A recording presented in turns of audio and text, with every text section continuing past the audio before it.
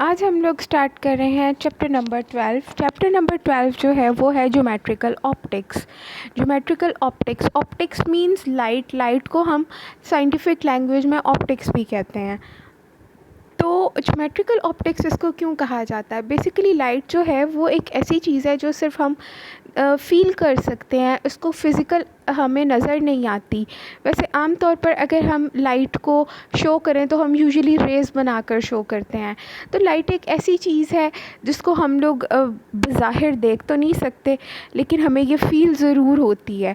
तो जब हमने लाइट को स्टडी करना होता है तो हम इसको ऐसे स्टडी करते हैं कि ये कहाँ से आई, कहाँ से गई, इसकी direction in form of rays बना दी और इसके कुछ एंगल्स बना दिए। बिल्कुल ऐसे ही जैसे हम मैथमेटिक्स में ज्योमेट्री पढ़ते हैं, ज्योमेट्री में हम लोग क्या करते हैं, एंगल्स की स्टडी करते हैं, लाइन सेगमेंट्स को बनाकर ड्रॉ करते हैं। तो लाइट की स्टडी भी कुछ इसी तरह की होती है, जिसकी वजह से हम लोग जब ऑप्टिक्स यानी लाइट को स्टडी करने लगते हैं तो हम लोग पढ़ते हैं ज्योमेट्रिकल ऑप्टिक्स। मींस कि अब हम लाइट रेज़ को स्टडी करेंगे, उसके कुछ एंगल्स बनाकर और इस तरह से वेरियस फॉर्म्स में हम इसे स्टडी कर लेंगे। तो this is called the geometrical optics.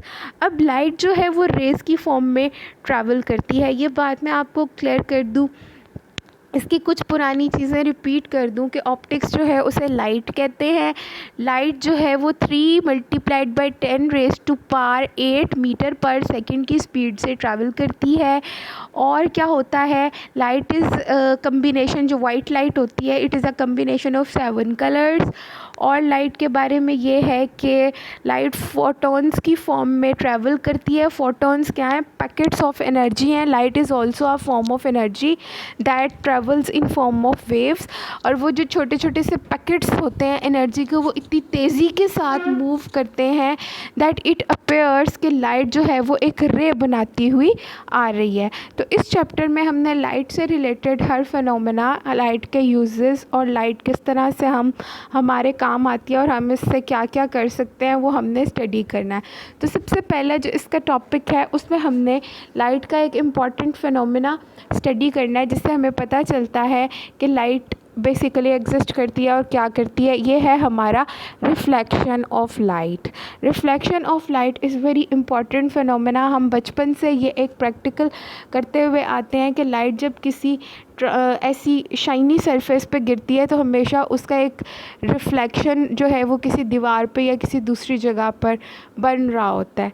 तो उसमें होता क्या है, रिफ्लेक्शन ऑफ लाइट बेसिकली चीज़ क्या है और रिफ्लेक्शन ऑफ लाइट को हम किस तरह से डिफ़ाइन करते हैं और रिफ्लेक्शन ऑफ लाइट यानी लाइट के रिफ़्लेक्ट होने के रूल्स क्या होते हैं, उनको आज हम लोग स्टडी करते हैं। और चूँकि ये ज्योमेट्रिकल ऑप्टिक्स है तो इसमें हर चीज़ के साथ इसकी जो रे डायाग्राम होगी वो बनाना मस्ट है।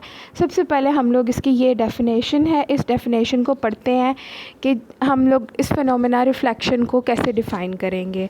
When light travelling in a certain medium false on the surface of another medium, जब एक ख़ास मीडियम में लाइट ट्रैवल कर रही है, फॉर एग्जांपल एयर एक मीडियम है जिसमें लाइट ट्रैवल कर रही है and then it falls on the surface of other medium, ये किसी दूसरे मीडियम की सरफेस के ऊपर, जैसे कोई मिरर था उसके ऊपर फॉल कर गई, तो क्या हुआ, a part of it turns back, उसका कुछ वहीं से इसका ज़्यादातर हिस्सा क्या हुआ, टर्न्स बैक, वापस की तरफ मुड़ गया, इन द सेम मीडियम, उसी मीडियम की तरफ जहाँ से वो आई थी।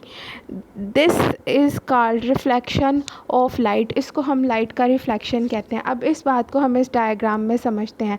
इसी डेफिनेशन को जो मैंने आपको बताया, उसने कहा था कि इससे हमारे पास कोई भी ये लाइट आ रही है, ये लाइट आ रही है, ये जो आपको आती हुई नज़र आ रही है, ये फॉल की है यहाँ पर, ठीक है। अब ये फॉर एग्ज़ाम्पल एयर में से लाइट आ रही थी और यहाँ पे ये फॉल की है, ये मिरर था, ठीक है जी, ये मिरर था, जैसे ही गिरी ये टर्न बैक हो गई, ठीक है, ऐसे रिफ़्लेक्ट हो गई।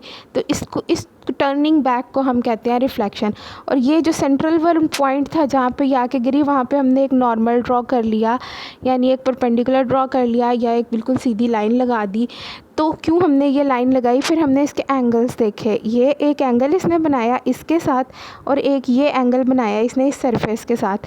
तो ये इस तरह से हुआ। अब जो समझने वाली बातें हैं, जो रे आ रही थी इसको हम कहेंगे इंसिडेंट रे, इंसिडेंट रे। और ये जो टर्न बैक हुई है इसको हम कहेंगे रिफ्लेक्टेड रे। ठीक है, इसी तरह से जो इंसिडेंट रे ने ये वाला एंगल बनाया है इसको हम इंसिडेंट एंगल कहेंगे, और जो ये वाला एंगल बनाया है इसको हम रिफ्लेक्टेड एंगल कहेंगे। ठीक है, अब ये एंगल्स क्या रोल प्ले करते हैं इस फिनोमेना में, इसको हम लोग यहाँ पे ये जो रूल्स गिवन है ना ये वाले, इसमें पढ़ लेते हैं। ठीक है, कि लाइट रिफ्लेक्ट हुई तो इसके 2 रूल्स हैं, और वो क्या थे? उन रूल्स को हम लॉ ऑफ रिफ्लेक्शन कहेंगे।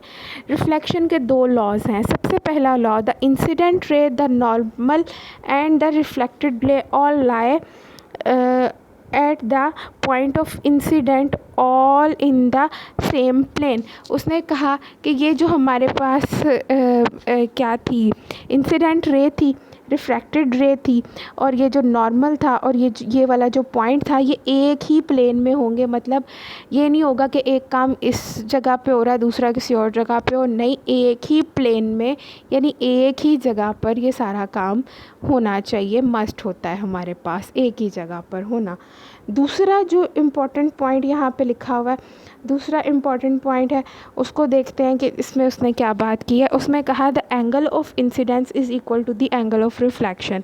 बेहतरीन रिफ्लेक्शन का फिनोमेना तब होगा जब ये इंसिडेंट एंगल जो है वो किसके इक्वल होगा, रिफ्रैक्टेड एंगल के।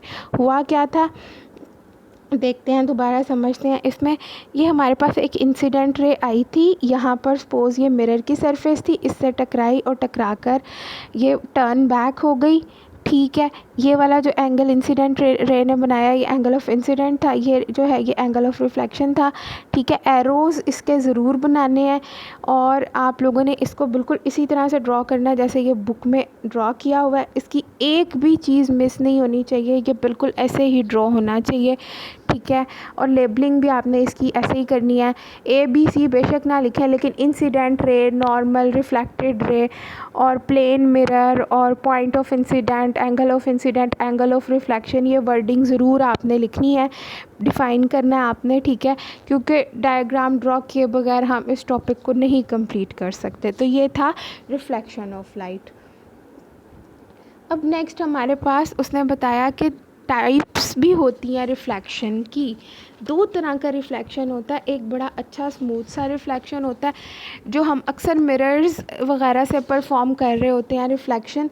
तो वो जो रिफ्लेक्शन होता है वो बड़ा अच्छा सा इमेज बनाता है। लाइक ये अक्सर बच्चे भी घर में करते हैं कि कोई भी बल्ब की लाइट को मिरर पे फॉल कराया और दूसरी दीवार पर देखा कि वो मिरर का गोल सा बड़ा अच्छा सा शेडो टाइप बना हुआ आया है। बेसिकली वो रिफ्लेक्शन होता है, अक्स होता है, रिफ्लेक्शन होता है, शेडो नहीं होता। तो वो बड़ा अच्छा आता है। और समटाइम्स ऐसे भी होता है कि कभी पानी की सरफेस पर लाइट गिरती है तो इतना अच्छा रिफ्लेक्शन ऑब्टेन नहीं होता। तो 2 तरह के रिफ्लेक्शंस की यहाँ पर टाइप है। मैंने इस पैराग्राफ में उन टाइप्स को यहाँ पर अंडरलाइन भी कर दिया है और इसको हम पढ़ भी लेते हैं। तो देखते हैं सबसे पहले क्या है। Nature of reflection depends upon smoothness of the surface. किस किस्म का रिफ्लेक्शन हो रहा है उसकी नेचर जो है वो सरफेस की स्मूथनेस पे डिपेंड करती है, कि सरफेस कितनी अच्छी है, परफेक्ट है, उस पर डिपेंड करती है। For example, a smooth surface of silver reflects parallel raise of light in one direction only. कि हमारे पास अगर कोई सरफेस बिल्कुल स्मूथ होगी तो वो तमाम रेज़ को एक ही डायरेक्शन में बड़े अच्छे तरीके से रिफ्लेक्ट कर लेगी। ठीक है, तो the reflection by the smooth surface is called regular reflection. इस तरह की जो स्मूथ किस्म की सरफेसेस होती हैं उसको हम रेगुलर रिफ्लेक्शन कहते हैं। जैसे इस डायग्राम में उसने ये शो किया हुआ है, इस डायग्राम में ये नज़र आ रहा है कि ये एक सरफेस है, आपको नज़र आ रहा है जी, ये बड़ी स्मूथ सी सरफेस है, ये जितनी भी रेज़ आ रही हैं बड़ी स्मूथली रिफ्लेक्ट बैक होके जा रही हैं। ठीक है, एरोज़ यूँ ड्रॉ करने ज़रूरी हैं क्योंकि रेज़ हमने शो करनी होती हैं। इस तरह के रिफ्लेक्शन को हम कहते हैं रेगुलर रिफ्लेक्शन। डायग्राम्स जैसे बुक में बनी है आपने वैसे ही बनानी है। दूसरी जो टाइप ऑफ रिफ्लेक्शन है वो है, हम पढ़ते हैं, मोस्ट ऑफ दी ऑब्जेक्ट्स। ज़्यादातर जो ऑब्जेक्ट्स हैं वो क्या हैं? Most of the objects in everyday life are not smooth, वो क्या होते हैं, वो बिल्कुल उनकी सरफेस हमवार नहीं होती ऑन द माइक्रोस्कोपिक लेवल। अगर हम बहुत गौर से देखें तो ऐसी चीज़ें जो हमें दिखने में बड़ी स्मूथ लग रही होती हैं वो स्मूथ नहीं होती, उनमें भी कोई ना कोई रफनेस मौजूद होती है। The rough surface of these objects reflect the ray of light in many directions, जिसकी वजह से लाइट की रेज जो है वो एक डायरेक्शन में नहीं बहुत सी डायरेक्शन में भी रिफ्लेक्ट हो रही होती हैं। Such type of reflection is called irregular reflection.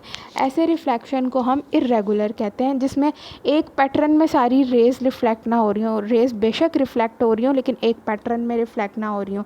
जैसे आप अब ये देख रहे हैं कि ये सरफेस स्मूथ नहीं है बल्कि कटी पटी सी सरफेस है, तो ये जितनी भी लाइट रेज आ रही थी कोई इधर चली गई कोई उधर चली गई, उसने रिफ्लेक्शन को अक्स को यानी ख़राब कर दिया। तो such a reflection will called the irregular reflection. करना क्या है, आपने डेफिनेशंस याद करनी है, लॉज याद करने हैं और डायग्राम को अपने रजिस्टर्स पर ड्रॉ करना है, बिल्कुल इसी तरह लेबल की हुई खूबसूरत डायग्राम जैसा कि आपकी बुक में आपको नज़र आ रही हैं।